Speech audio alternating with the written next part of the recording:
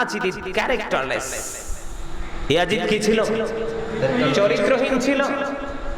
ইয়াজিদের উপদেষ্টা ছিল শারজুন বিন মানসুরুর রুমি, যিনি ছিলেন একজন ইহুদি। দিনের বেলা তিনি বানর নাচাতেন। দিনের বেলা কি করতেন? দিনের বেলা তিনি বানর নাচাতেন, রাত হলে মদের আসর বসাতেন। জোরে জোরে বলেন না নাউজুবিল্লাহ। বন্ধুরা আমার, ইয়াজিদ বাহিনী 61 হিজরিতে শুধু কারবালার এই হামলার ঘটনা ঘটি তারা কি ক্ষান্ত নয়। 63 হিজরিতে বন্ধু এমন দুর্ঘটনা তারা ঘটিয়েছে বন্ধু, 1000-এর বেশি মহিলা ইয়াজিদ বাহিনীর তাণ্ডবে ও বন্ধু অবৈধ সন্তান প্রসব করতে বাধ্য হয়েছে। জোরে জোরে কন্যা নাউজুবিল্লাহ। ইয়াজিদ বাহিনীর তাণ্ডবে 1000-এরও বেশি মহিলা অবৈধ সন্তান প্রসব করেছে।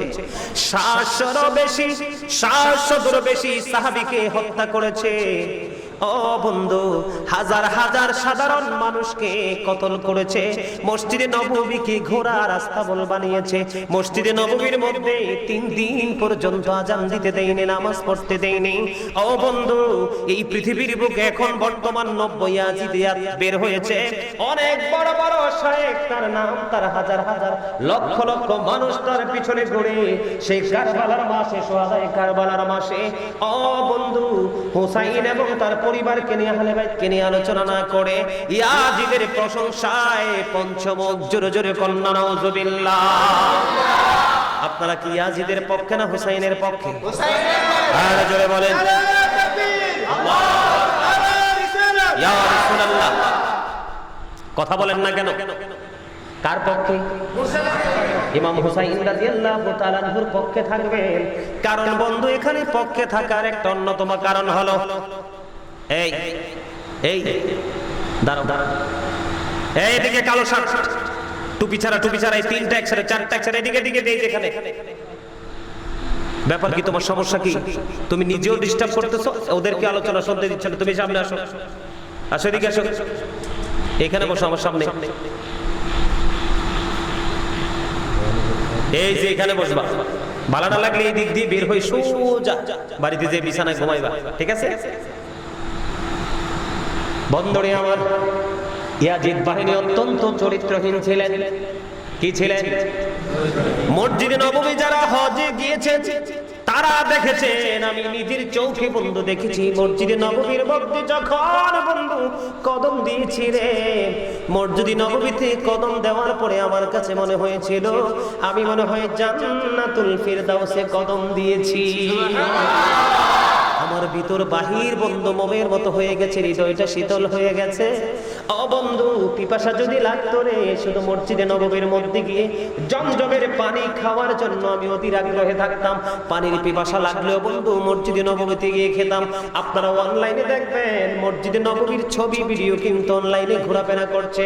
এই মসজিদে নববীর মতো এমন পবিত্র জায়গায় বন্ধু, যেই মসজিদে নামাজ পড়িয়েছেন আমার নবী, আর মুয়াজ্জিন ছিলেন হযরতে বেলাল। ও বন্ধু, হযরতে বেলাল, ও বন্ধু, এমন নবীর প্রেমিক ছিল রে।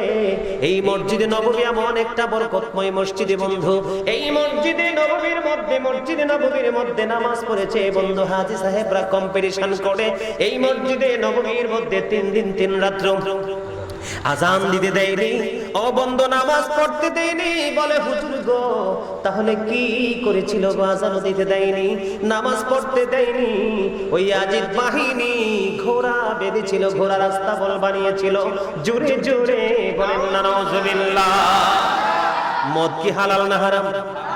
আল্লাহ রাব্বুল আলামিন কোরআনে বলেছেন, ইন্নামাল খামরু ওয়াল মাইসিরু ওয়াল আনসাবু ওয়াল আজলামু রিজসুম মিন আমালিশ শাইতান। আল্লাহ রাব্বুল আলামিন নিজে ওয়াজ করতেছেন, মদ, জুয়া, মূর্তি, ভাগ্য গণনা, ঘৃণ বস্তু, এগুলো শয়তানের কাজ। কার কাজ? এই ইয়াজিদ মদ পান করত বন্ধু, তার উপদেষ্টা ছিল বন্ধু একজন ইহুদি, যার নাম হলো শারজুন বিন মানসুর রুমি।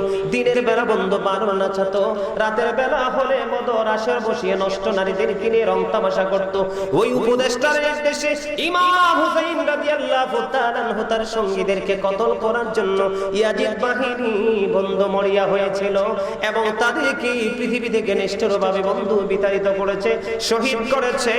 আসলে ইমাম হুসাইনকে শহীদ করে বন্ধু ইয়াজিদ জিততে পারেনি, বরং হুসাইন এবং তার সঙ্গী তার দলেরা জিতেছে। ঠিক কিনা বলেন? कत्ले हुसैन असल में मुर्गी याजिद है, इस्लाम जिंदा होता है हर करबला के बाद। जुरे जुरे अल्लाहु अकबर, और जुरे बोलें अल्लाहु अकबर। বলে হুজুর শুরুটা কেন ইয়াজিদ বাহিনী নিয়ে করলেন? কারবালার ওয়াজ যখন করতে হয় তখন এই নিষ্ঠুর ক্যারেক্টারলেস চরিত্রহীন ইয়াজিদ এবং তার বাহিনীর নাম না নিয়ে কোনো উপায় থাকে না। ঠিক কিনা বলেন? আর জোরে বলেন। বন্ধু বাইতুল্লাহ খানাই কাবা পর্যন্ত বন্ধ, ও বন্ধু কাবা পর্যন্ত ভেঙে চুরমার করে দিয়েছে রে। এই ইয়াজিদ বাহিনী এতটাই নিষ্ঠুর ছিল, এতটাই নোংরা ছিল বন্ধু। আমি যদি আপনার ইয়াজিদ বাহিনী, তার বাবা কিন্তু সত্যিকারের একজন নবীর প্রেমিক ছিল, আমির মুয়াবিয়া। ঠিক কিনা বলে? এখন বর্তমানে কিন্তু অনেক ফিতনা বের হয়েছে বন্ধু। আমির মুয়াবিয়া কিন্তু বন্ধু নবীর প্রেমিক ছিলেন, নবীকে এত ভালোবাসতো রে। ও বন্ধু তার মহব্বতের বর্ণনা দিতে পারবো না এই মুহূর্তে, কারণ আমি আলোচনা করব বন্ধু ইয়াজিদ বাহিনীকে নিয়ে, ইমাম হুসাইনকে নিয়ে। আমি দুইটা দিক আজকে আপনাদের সামনে তুলে ধরবো। আহলে বাইত নবীর কলিজার টুকরা ইমাম আলী মাকামের মর্যাদা কেমন। আর ইয়াজিদ বাহিনী আপনারা দেখেন, এই যে 61 হিজরিতে কারবালা হয়েছে, 61 হিজরি থেকে এই পর্যন্ত আপনারা বলেন পৃথিবীর বুকে কোন মূর্খ বাবা ইয়াজিদ নাম রাখে নাই তার সন্তানের? কথা বলেন না কেন? রাখছে।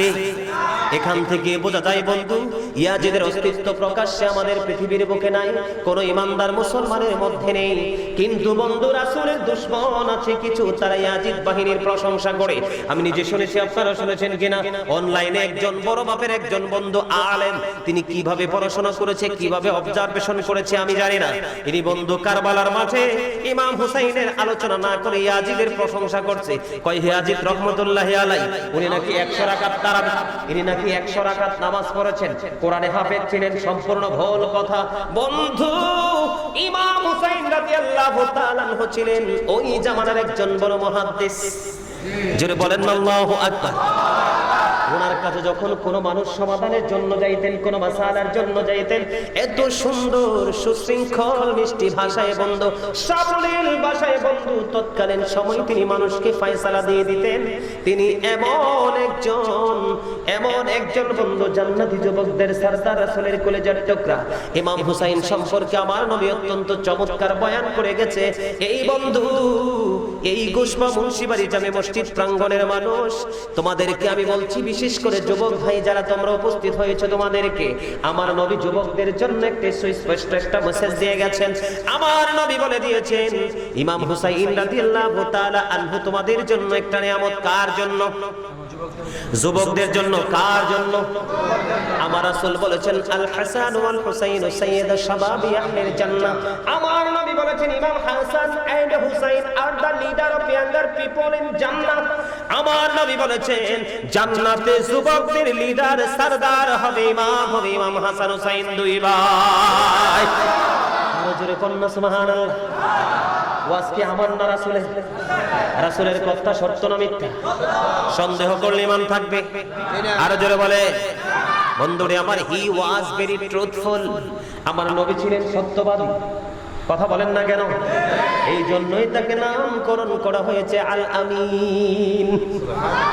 আমার আল্লাহ হয়েছে রব্বুল আলামিন, আমার নবী হয়েছে রাহমাতুল লিল আলামিন। জোরে জোরে সুবহানাল্লাহ। আর জোরে বলেন না সুবহানাল্লাহ। বন্ধুরে আমার, ইমাম হুসাইন রাদিয়াল্লাহু তাআলা আনহু এমন একজন ব্যক্তিত্ব, এমন একজন নিয়ামত আমাদের জন্য।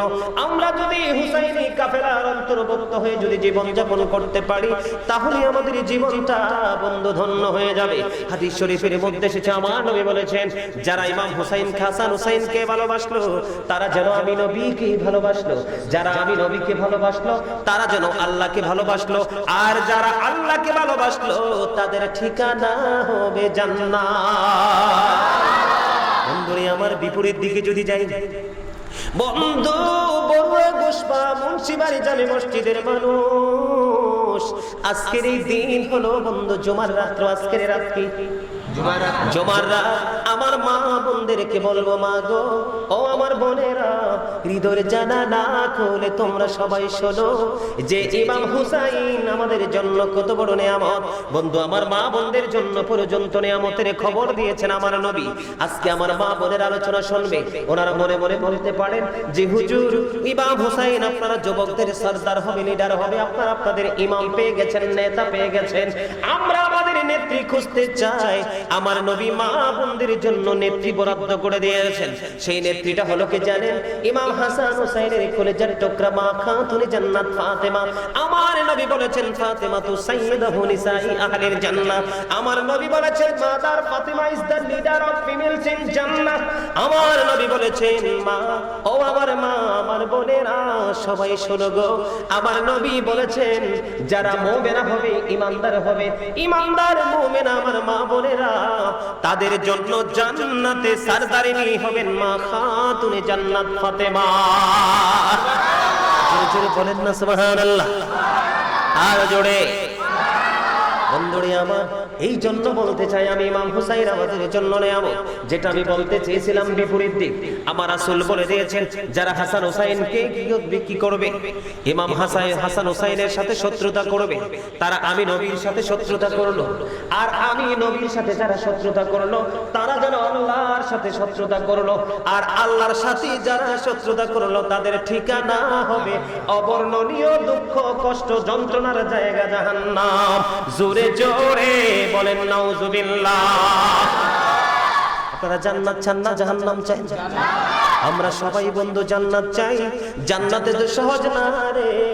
জান্নাতে চাইতে হলে বন্ধু তোমার মূলটাকে শক্ত করতে হবে, তোমার ভিত্তিটাকে স্ট্রং করতে হবে, তাহলে তুমি জান্নাত খুঁজতে হবে না, জান্নাত তোমার জন্য রেডি হয়ে থাকবে।